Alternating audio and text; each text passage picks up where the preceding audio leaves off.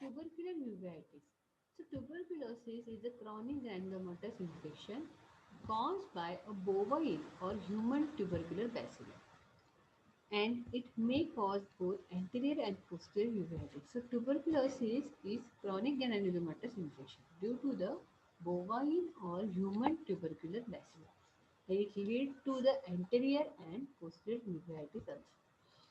So at the time it is very common, but now it is very rare and in account for 1% of uveitis in developed countries.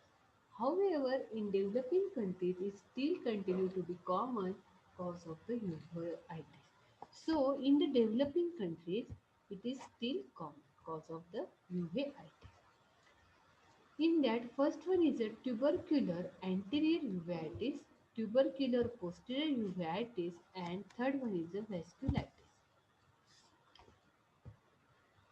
In that, acquired syphilitic uveitis, that is, acquired syphilis is a chronic venereal infection caused by Treponema pallidum, that is spirochete, and it affects both the anterior and posterior uvula. That is, first one is a syphilitic anterior uveitis and syphilitic posterior uveitis. So, acquired syphilitic uveitis is a chronic venereal infection due to the spirochete, that is Treponema pallidum, and it affects both posterior and anterior uveitis. So it lead to syphilitic anterior uveitis and syphilitic posterior uveitis. Then leprotic uveitis. So leprosy, that is the Hansen disease, is caused by Mycobacterium leprae, which is an acid-fast bacillus, and the disease occur in two principal forms, that is lepromatous and tubercular. So, the leprosy involved predominantly the anterior uvea and more commonly in lepromatous than in the tubercular form of the disease. So, leprosy, that is the Hansen disease, is caused by Mycobacterium leprae, which is an acid-fast bacillus. And the disease occur in two principal, that is lepromatous form and the tubercular form. The leprosy involved predominantly an anterior uvea and most commonly lepromatous than tubercular form of the disease. So, lepromatous form is more common in lepromatic uveitis than the tubercular form, and it affects predominantly anterior uvea. So, clinical type in that lepromatous uveitis may occur as acute uveitis, that is non-granulomatous, or chronic uveitis, that is granulomatous. So in that there are two types, that is non-granulomatous and granulomatous, that is acute uveitis or chronic uveitis. So second is the uveitis in non-infectious systemic diseases. In that, there is a uveitis in sarcoidosis.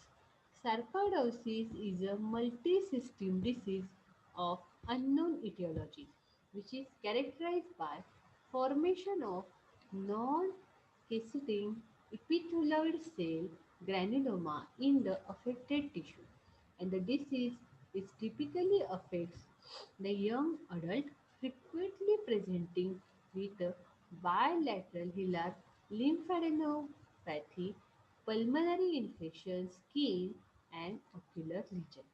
So uveitis in sarcoidosis is a multi-system disease which characterized by formation of non-caseating epithelioid cell granuloma in affected tissue and typically affect the young adult and frequently presenting with bilateral hilar lymphadenopathy, pulmonary infiltration and skin and ocular lesion.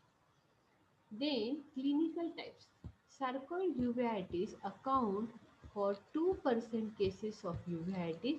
It may present as one of the following, that is acute iridocyclitis non-granulomatous, chronic iridocyclitis and uveitis fever, that is Hill-Force syndrome. So, clinical type of u- uveitis in sarcoids account 2% of cases and present as acute iridocyclitis, chronic iridocyclitis, and UV parotid fluid. Then, Behcet's disease. It is an idiopathic multisystem disease which characterized by recurrent non-granulomatous uveitis, a pathous ulceration, genital ulceration, and erythema multiforme. So, Behcet's disease characterized by recurrent.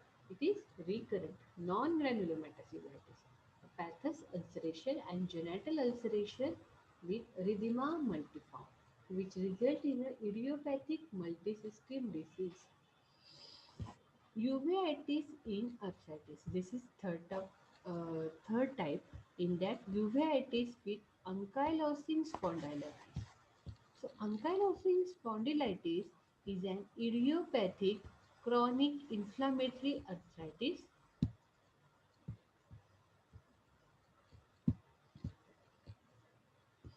usually involving the sacroiliac and posterior intervertebral joint, and the disease affects young male, that is 20 to 40 years, who are positive for HLA-B27, and about 30 to 35% patients with ankylosing spondylitis develop uveitis. So, ankylosing spondylitis is an idiopathic chronic inflammatory arthritis and usually involving the sacroiliac and posterior intervertebral joint. So, these disease affect young males, that is from 20 to 40 years, and who are positive for HLA-B27, and about 30 to 35% patients with ankylosing spondylitis develop uveitis. Then Reiter's syndrome. It is characterized by a triad, that is urethritis, arthritis, and conjunctivitis, with or without iridocyclitis. When the triad, that is urethritis, arthritis, and conjunctivitis, then it is called as the Reiter's syndrome. It is very important for the oral point of view. In the oral, the examiner can ask, so what is Reiter's syndrome? What is Behcet's disease? Then these are very important topics. Then juvenile chronic arthritis, and it is very important also in the clinical point of view. Juvenile chronic arthritis is an idiopathic chronic inflammatory arthritis involving a multiple joint, that is knee, elbow, ankle, and interphalangeal joint in children below the age of the 16 years. So, juvenile chronic arthritis is idiopathic chronic inflammatory arthritis. So it involves a multiple joint, that is knee, elbow, ankle, interphalangeal joint, and in the children below the age of 16 years. So it mostly occurs in the age of children below 16 years, that chronic inflammatory arthritis with multiple joint. The disease is also referred as juvenile rheumatoid arthritis. Through the patient are seronegative for rheumatoid. When the Rh factor, that is rheumatoid factor, is seronegative, then it is also called as the juvenile rheumatoid arthritis. In 30% cases, polyarthritis is associated with hepatosplenomegaly and other systemic features, and the condition is labeled as a still disease. So, 30% cases मध्ये polyarthritis is associated with the hepatosplenomegaly. So, there is a inflammation of liver and spleen and other systemic features, and the condition is labeled as then still. So the next one is a parasitic uveitis. In that, toxoplasmosis. and toxoplasmosis will occur. So, toxoplasmosis, it is a protozoal infestation caused by Toxoplasma gonorrhea derived from cat, that is definitive host, and human and other animals, that is cattle, sheep and pig, are intermediate hosts. So the definite host, that is the first host is a cat, and from the cat intermediate hosts are human and cattle, sheep and pig. So this protozoan infestation caused by Toxoplasma gonorrhea. The infection primarily affects the central nervous system, that is brain and retina, and systemic toxoplasmosis occur in human in two forms, that is congenital and acquired. So, this toxoplasmosis occur due to the Toxoplasma gonorrhoeae, which affect the central nervous system, that is brain and retina, and systemic toxoplasmosis occur in human in two forms, that is congenital and then the toxocariasis.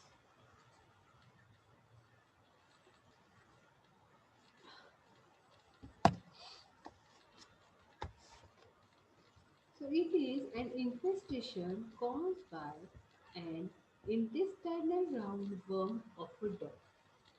That is toxocariasis and cat. That is toxocariasis. So toxocariasis is infestation caused by intestinal roundworm of the dog and the young children who play with the dog and cat or eat the dirt are infested by ova of these worms. So these ova develop into the larva in the human gut and then produce the condition that is the visceral larva market. So remember that this occurred due to the intestinal roundworm of the dog and cat, and in the young children who play with the dog and cat or eat dirt are infested by ova of these worms, which develops the doxocariasis as ova develop into the larva in human gut and then produce a condition called as visceral larva migraine. Then fungal uveitis, presumed ocular histoplasmosis syndrome, that is POHS.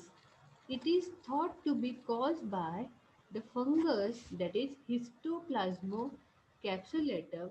Through the fungus has not been isolated from the affected eyes, and as the disease is more common in areas where histoplasmosis is epidemic, for example, Mississippi Ovi, Missouri River Valley, and it is in that endemic, and 90% of patients with POHS show a positive histoplasmin skin test. So POHS has also been reported from United Kingdom, suggesting that perhaps some other etiological agents are also capable of producing the disease. So the fungal uveitis, that is presumed ocular histoplasmosis syndrome, in that it is caused by a fungus histoplasma capsulatum, though the fungus has not been isolated from affected eyes. And the disease is more common in the area where histoplasmosis is endemic, that is in the Missouri River Valley, and 90% of patients with POHS shows a positive histoplasmin skin test. So the POHS has been also reported from United Kingdom and suggesting that the perhaps some other etiological agents are also capable of producing the disease. Okay, so this is all about the various type of the uveitis, that is fungal uveitis, parasitic uveitis, then uveitis in arthritis, uveitis in non-infectious systemic diseases, and uveitis in a specific clinico-etiological types of non-suppurative uveitis. Okay, so So, in the next lecture, we will study about the candidiasis.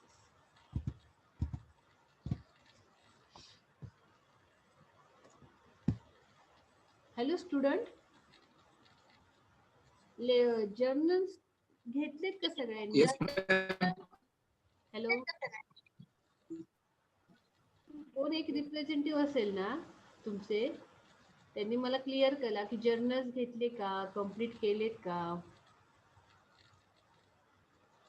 मी मागे तुम्हाला format सांगितला होता की जर्नलमध्ये काय काय लिहायचं आहे ते.